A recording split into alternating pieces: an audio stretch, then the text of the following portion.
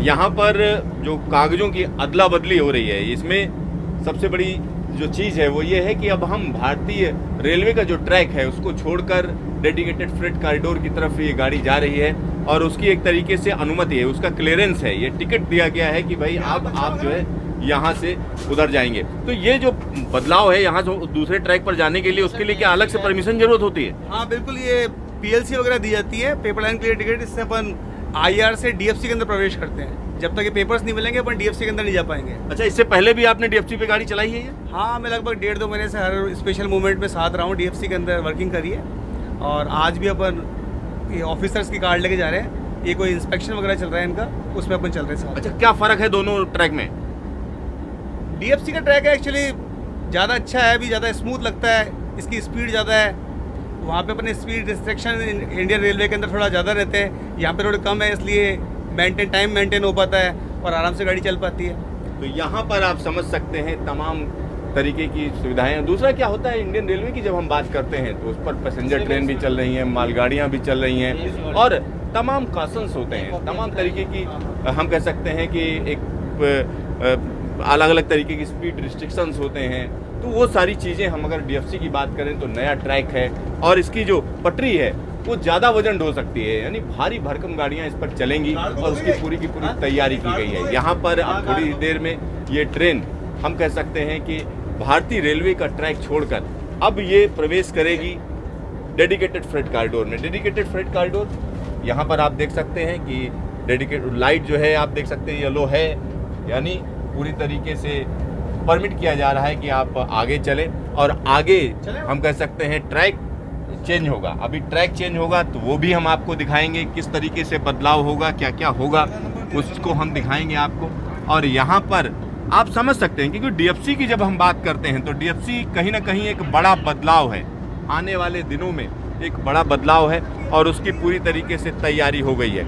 यहाँ पर आप समझ सकते हैं कि किस तरीके का ये ट्रैक है और अब यहाँ पर देखिए कि हॉर्न दिया जा रहा है और कहा जा रहा है कि भाई अब आगे जाइए आप। तो यहाँ आप देख सकते हैं हरी झंडी दिखाई जा चुकी है कि अब ट्रेन जो है यहाँ से फिर से मूवमेंट कर रही है। और ये काठुआस है, ये जगह काठुआस है। यहाँ पर एक कॉनकॉर का बहुत बड़ा डिपो है जहाँ पर बड़े बड़े कंटेनर्स आते हैं और जो उत्तर भारत की जो सप्लाई है, ख़ास तौर पर अगर हम उसकी बात करें तो निश्चित तौर पर हम कह सकते हैं कि उत्तर भारत के लिए तमाम जो सामान है पोर्ट से आता है, बंदरगाह से आता है, वो यहाँ पहुँचता है और उसके बाद उत्तर भारत के तमाम जगहों पर जाता है।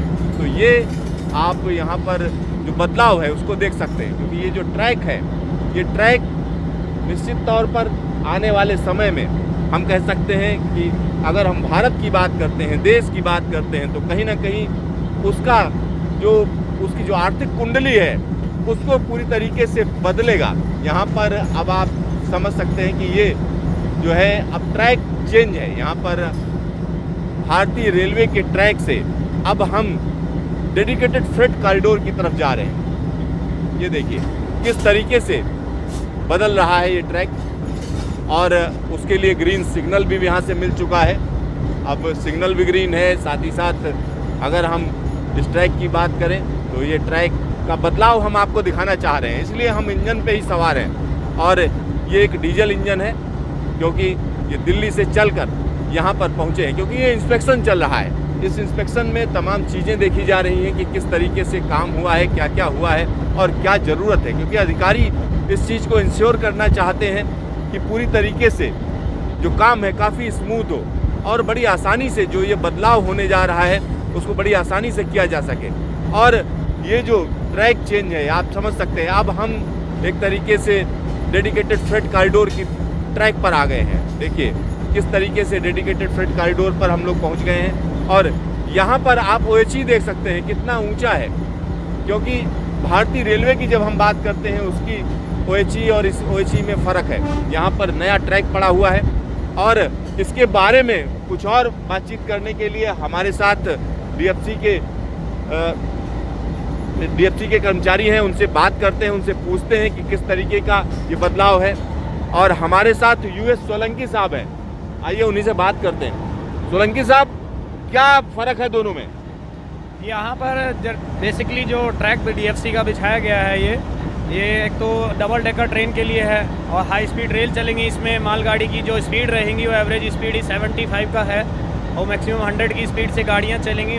और उनकी लेंथ, ट्रेन की जो लेंथ होगी वो 1.5 किलोमीटर अप्रोक्स होगी। 1.5 किलोमीटर लेंथ की ट्रेन चलाने की गवर्नमेंट की प्लानिंग है, ताकि फ्रेट जो जाए वो टाइमली जाए। एक तो टाइमली यहाँ पे फ्रेट ट्रेन्स भी आगे टाइमली 10 to 15 मिनट्स के इंटरवल पे यहाँ पे जाया करेंगी। तो इस वजह से और स्टॉपेज जो है स्टेशन की जो डिस्टेंस है वो भी काफ़ी दूर किया गया है, यानी 40 किलोमीटर लमसम किया है।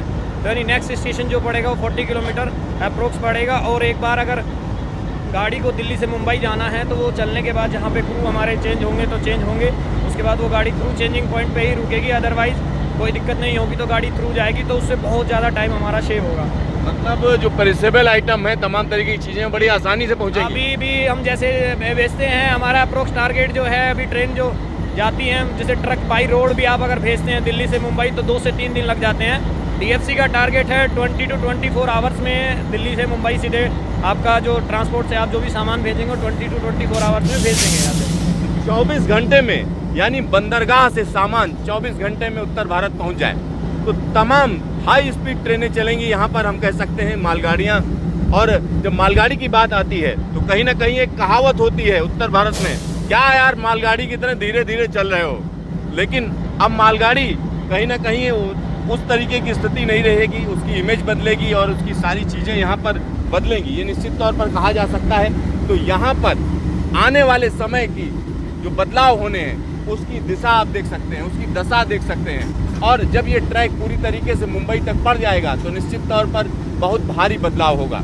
और जो ये बदलाव है उसको आप उसकी आहट सुन सकते हैं, उसको समझ सकते हैं कि किस तरीके की चीज़ें होंगी। तो यहाँ पर निश्चित तौर पर हम कह सकते हैं उस ट्रैक को हम आपको दिखा रहे हैं और ये जो बदलाव है उसको भी हम दिखा रहे हैं। और इस तरीके से जो ट्रैक पड़ेगा इसके चारों तरफ हम कह सकते हैं कि इंडस्ट्रियल डेवलपमेंट भी होगा, जगह जगह इंडस्ट्रियल पार्क बनाए जाने का प्लान है। तो यहाँ पर आने वाले समय में जब ये ट्रैक पूरी तरीके से खुल जाएगा तो तमाम हम कह सकते हैं माल भाड़े में काफ़ी कमी आएगी। कैमरामैन शुभम के साथ सिद्धार्थ, न्यूज स्टेशन DFC।